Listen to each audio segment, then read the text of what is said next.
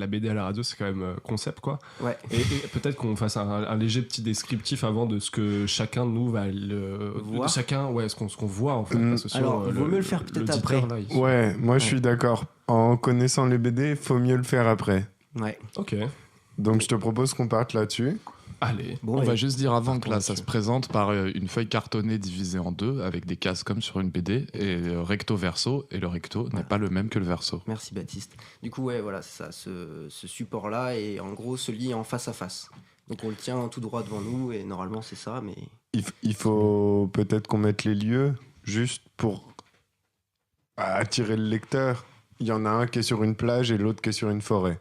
C'est ça. Voilà. Ok. Moi, je vais lire Ok. la partie. On vous dira un que ça. petit spoil, mais bon, ça passe, allez. Je suis désolé, passe. Non, non, c'est excuse-moi pas grave, si, c'est pas si grave. tu m'en veux. Bah, de toute Excuse-moi. façon, elle va être spoilée jusqu'au bout après. Hein, donc c'est le la dernière, c'est la nouveauté. Donc apparemment, si t'as bien compris, c'est moi qui commence, Gabriel. Tout à fait. Tout à fait.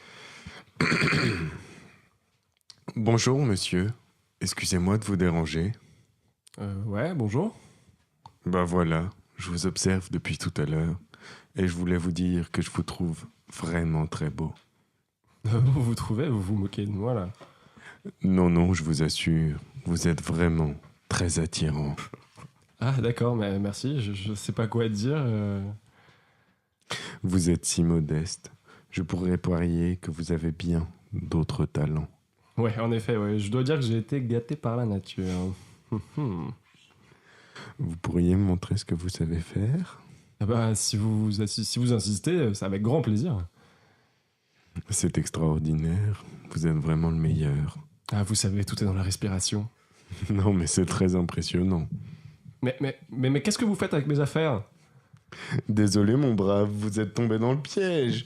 Apprenez que tout flatteur vit aux dépens de celui qui l'écoute. Ah, comment j'ai pu être aussi stupide? Cette leçon vaut bien une récompense. Quelle honte de m'être ainsi fait avoir.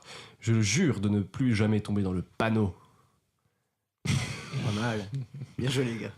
Désolé, hein, Bravo. on a Ah, fait de un la peu merde. lourd. Mais Non, non, pas non, du tout. non. Chaque interprétation est intéressante. C'est exactement ça. Bah, c'est le but de ton truc. Vas-y, raconte-nous un peu là. Ouais, peut-être que Les gens vous sont pouvez, à l'ouest. vous pouvez déjà expliquer ce que vous voyez. Exactement. Alors, ok. Moi, je Vas-y, vais Antoine, expliquer parce qu'est-ce que tu as vu? je connais un peu ton concept. Moi, je suis tout à fait dans le corbeau et dans le renard. Tout flatteur vito dépend de celui qui le flatte. Désolé, mamie, j'ai un peu de mal à le répéter à cette heure-là avec ce type de bière. Mais du coup, moi, je suis dans le corbeau et le renard. Et du Gabriel coup, est sur une plage. Et du coup, voilà, donc vraiment la fable de La Fontaine basique pour Antoine. Et moi, c'est une revisitation. Revisite, peut-être. Une Revisite, revisitation, mais avec Visitation, l'annonciation, la visitation. Tu connais pas la visitation de la. Enfin, ouais. Du moins Et, que je suis chrétien. tout va bien. Et donc du coup c'est revisité. Là pour le coup ça se passe à la plage, donc comme on a dit, et c'est une femme qui vient aborder un homme et qui lui demande de montrer ses talents et qui pour finalement lui piquer son portefeuille qui traînait sur sa serviette de plage. Donc, Voilà. si vous voulez, excuse-moi, c'est un parallèle entre, d'un côté, un dialogue qui correspond au corbeau et le renard de Jean de La Fontaine, si je ne m'abuse, et de l'autre côté, une fable très actuelle et finalement très contemporaine d'une fille qui se fait voler son portefeuille sur la plage. Et on peut mettre les deux en parallèle à travers une bande dessinée. Et je vous laisse l'auteur la présenter parce que franchement, c'est génial. Ok. Voilà, tout à fait, c'est ça. C'est en gros faire une adaptation contemporaine des fables et puis via le principe de BD à 2. Ce qui fait que du coup on peut la mettre en relief. Donc avec voilà, des personnages, on va dire, contemporains et humains. Puisque les fables de La Fontaine, à la base, ça s'adresse à des humains et ça met en valeur des valeurs. C'est allégorique. Voilà, c'est ça, c'est allégorique. Et du coup, là, concrètement, on fait l'allégorie concrète. Voilà, c'est ça. Contemporaine, ouais, mais c'est super intéressant. Mais comment ça vous est venu cette idée du coup? Alors, l'idée, elle remonte à pas mal de temps. Donc, pour tout vous dire, en gros, on était au lycée, j'ai rencontré quelques compères. Donc, il y avait François Ruiz, Théo Masson et Rupert Tellac. Et du coup, on était en option art plastique donc à Angoulême. Donc voilà, la ville de la BD, déjà, forcément. Ouais. On baignait un petit peu dedans. Et du coup, on passait notre temps à dessiner ensemble. Et puis, on voulait en gros faire de la BD tous les quatre avec les mêmes passions, on va dire, le le même objectif de vie. Et on avait conscience aussi que le monde de la BD, c'était un monde un petit peu, on va dire, difficile d'accès pour percer, etc. C'est assez compliqué. Et on passait notre temps à dire, en gros, qu'on voulait révolutionner le monde de la BD, mais de manière très ado, quoi. On était dans nos rêves. Mais bon, on travaillait quand même pour ce faire. Et on a réfléchi donc à un magazine bouilli, en gros, qui faisait une sorte de bouillie de tout ce qu'on pouvait produire. Et donc on travaillait sur ce contexte-là. Et ensuite, après le lycée... Ah oui, non, comment nous est venue l'idée? Donc là, je vous ai juste parlé du terreau. Donc le terreau, voilà, c'était ça. Ok. Et l'idée, en gros, c'est à chaque fois qu'on lisait des BD, on se les passait pour les commenter, pour donner notre avis sur ce qu'on avait lu. Et le problème, c'est qu'à chaque fois qu'il y en avait un qui la lisait, il la filait à l'autre et il devait attendre que l'autre la lise pour pouvoir commenter. Excuse-moi, est-ce que tu te souviens de quelle BD vous lisiez à l'époque? Il y en a une qui me revient à l'esprit, c'est Plageman. Plageman de Bouzard. Mais surtout, Plageman, en gros, c'est une BD que je me rappelle bien l'avoir lue avec Rupert Tellac, avec Rupert. Et en gros, on était tous les mercredis après-midi, on allait à la bibliothèque du CIBDI. Mais en fait, j'ai pas fait la transition vite fait, mais en gros, le problème, c'est que on devait la lire de manière, on va dire, séparée. Et on s'est dit un jour, tant qu'à faire, autant les lire ensemble et commenter les dessins en direct. Et à partir de là, en fait, on a commencé à dispatcher chacun les personnages avec... Enfin, chaque lecteur faisait un personnage. Et notamment, Plageman, on l'a lu du coup à la bibliothèque du CIBDI. Et Rupert faisait Plageman et moi, je faisais ses acolytes, etc. Et donc, en fait, on donnait des voix, etc. Et on s'amusait beaucoup avec ça. Enfin, voilà quoi. Vous avez compris. Et à force, après, on a fait nos études, donc on est passé aux Beaux-Arts d'Angoulême aussi. Et là a émergé en gros l'idée du double point de vue, puisque déjà c'était intéressant de lire de la BD à voix haute et de faire chacun ses personnages, etc. Et on s'est dit, mais en fait, si par exemple Plageman avait son point de vue et son acolyte avait son point de vue, ils verraient pas les choses de la même manière. Et à partir de là, on l'a mis. Enfin, on a commencé à expérimenter. Et l'idée, en gros, elle a émergé il y a à peu près 7 ans. Et on a mis 5 ans.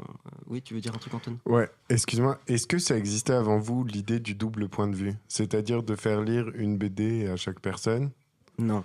Non, le double point de vue en bande dessinée, non. Mais après, on peut le retrouver dans le jeu vidéo, tout simplement, quand on Ouais. est connecté. Tout à fait, voilà. tout à fait. Après, il y a le côté théâtre aussi, mais en fait, la BD A2, elle a un petit truc en plus que le théâtre, c'est ce relief justement qui fait que l'univers est différent des deux côtés, alors que quand on est au théâtre et qu'on est acteur, on est dans la même plateforme, dans le même univers. Ouais, c'est dingue. Et là, donc, du coup, on a 2 pages. Et Ouais, on alors- a lu 2 pages que tu as produites. Est-ce que tu as pensé à faire plus long en double point de vue? Tout à fait. Alors oui, c'est un objectif en soi. Pour l'instant, en gros, on est obligé de faire des petites BD A2 parce que notre édition, elle est jeune. Ce qui fait qu'on n'a pas beaucoup d'argent, on fonctionne vraiment petit à petit, on avance étape par étape.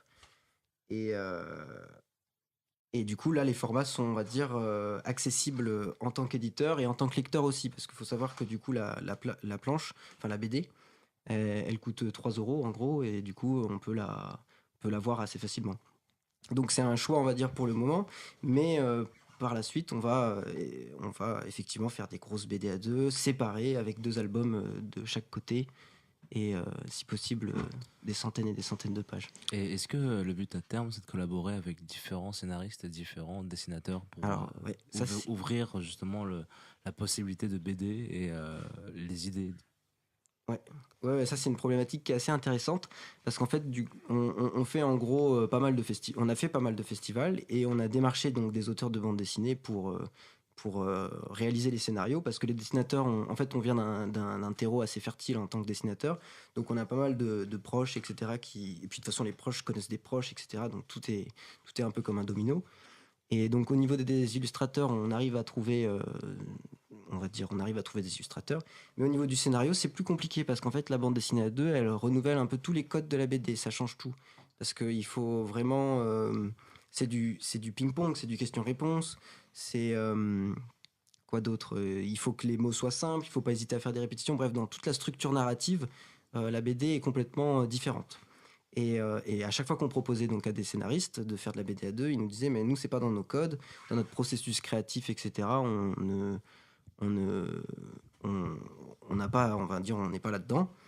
Et petit à petit, on s'est dit en fait, il faudrait peut-être qu'on aille plutôt piocher dans les scénaristes de théâtre, parce que le dialogue c'est propre au théâtre. Et donc voilà, on en est là. Et du coup, tu parlais de festival, en fait. Du coup, j'imagine que vous vous déplacez de festival de BD, de festival en BD, de BD, tout ça.